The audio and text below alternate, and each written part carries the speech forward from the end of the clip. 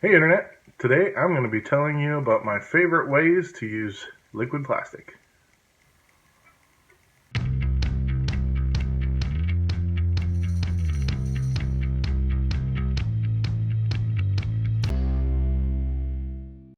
So this and what I do is pretty much a miracle product as far as it can be used to repair miniatures, to base them. Well, I'm just going to give you a whole bunch of examples today and you can see for yourself. Alright, so let's take a look at some of those examples. First up, we've got this frost giant who has broken off his hand there with the other axe, so we're going to set him up to get fixed today. And I'm just going to put that other arm into a clamp with the hand accessible so that it can set on that location. So this is a little bit of the finagling that goes on. So he's going to have that, yep, just like that. And then I'm going to use other things I have lying around, like this toy dinosaur. That's going to hold the clamp where it needs to be. So I set the hand in, balance the clamp, and then using a third point, you're going to want to do that so that it doesn't wiggle around. And I'm going to use this little cup to do the third point of balance there.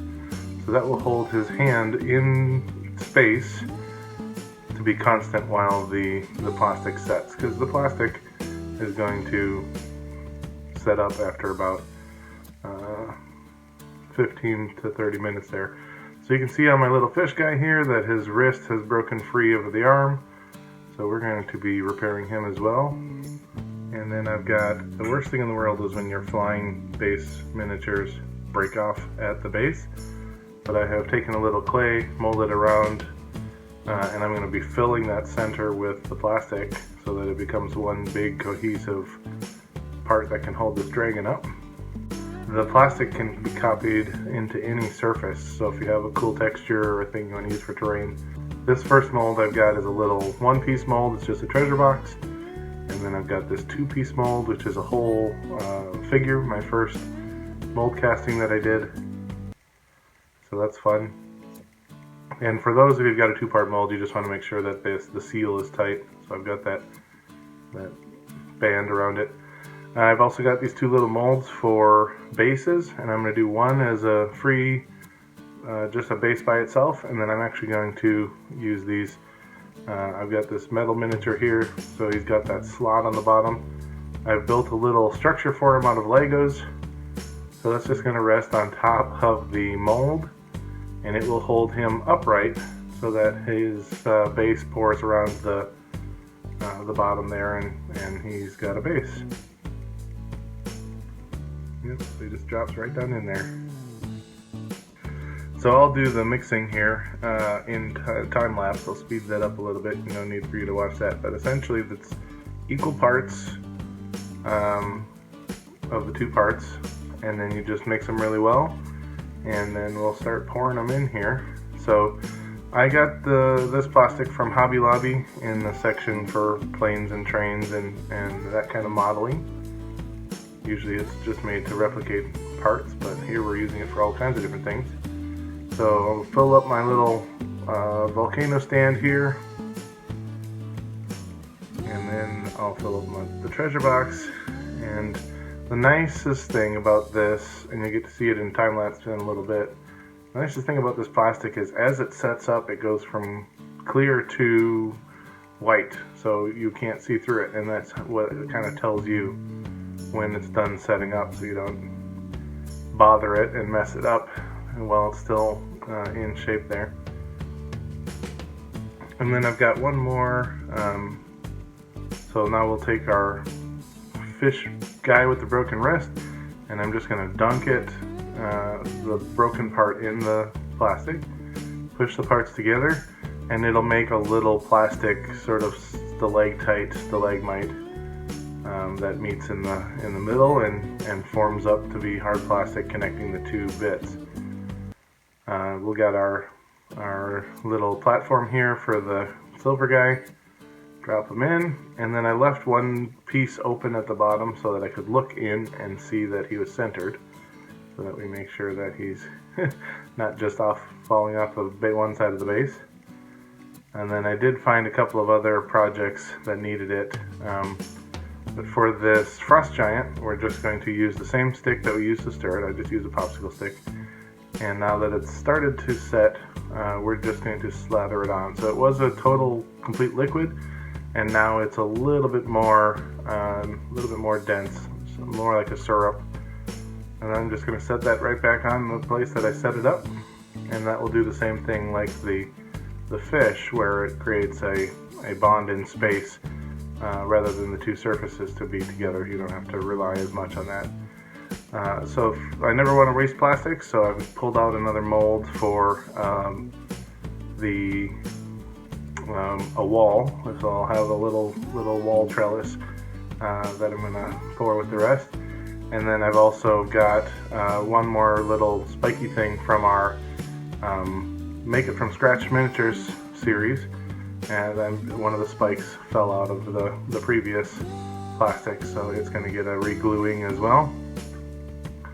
And then I'll just take and pour that extra plastic into the castle mold, and then you guys will get to see that set up in time lapse. So it really is only about 15 minutes, maybe a little bit more if you want to be safe, for it to set up.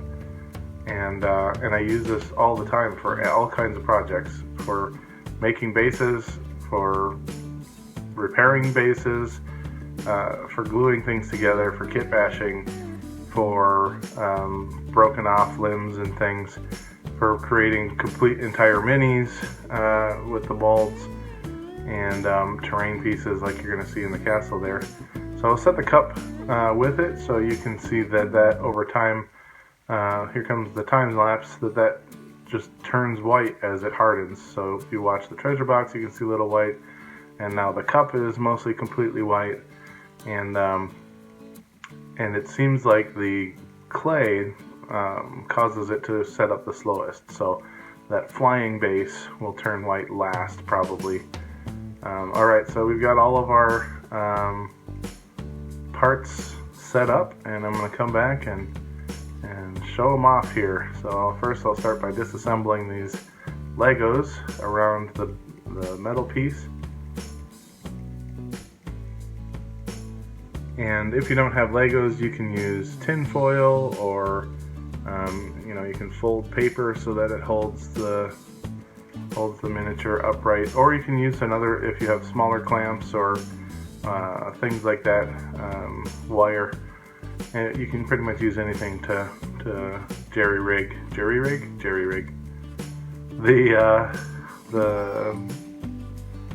just a part for it to lean against so it stays upright in the base. So we've got the Legos off here, and then I'll just hold them up and show you that he's based and ready to go, although he still needs an arm. I don't know that he came with an arm, but we can find something to bash him. There he is, looking good. Alright, so that's our first one. Next up, we've got and you can just use a hobby knife if you want to clean up if there's little bits of plastic that. So here's the fish, and you can see there's a complete seal of plastic between the two joints. And then we just pop the base out. Now we've got a base that we can use for whatever. I've got a big box of them, so I don't. But you never want to waste plastic, and it's a perfect time to show an example of that. So next up, we've got our volcano. So you can see I did a little more than I needed, and that actually reinforces the strength of the base. But it'll just have to be painted so it doesn't look like snow there. And then we've got our little treasure box, which this I do like to pour a little extra, because usually you can use that as kind of a pull tab to get it out of the mold. But there's our little treasure box. Apparently there's still a little blue plastic from the last blue treasure box that I made. And then the two-part molds, are a little bit tricky because if you don't get that seal exactly right, then you lose some of the plastic out of the bottom. So this guy's going to come out, and since he's inverted so that the base is flat at the top, it means that his base will be lacking and pretty flimsy. But that's okay because I have that other base. I can just put them on there. But so you take off the excess that was pinched between the two pieces of the mold, and this is the first thing I ever mold cast. So this mold is getting pretty used and old, and the longer the mold goes, little bits of it break or get ripped off, and so the removal takes a little bit more and more as the mold gets older. But there's the little guy we mold cast. Take the clamp off of our frost giant and check that out. So now his arm is completely plasticed back into place, and we can wiggle that around a little bit. Wiggle, wiggle, wiggle. He's pretty solid.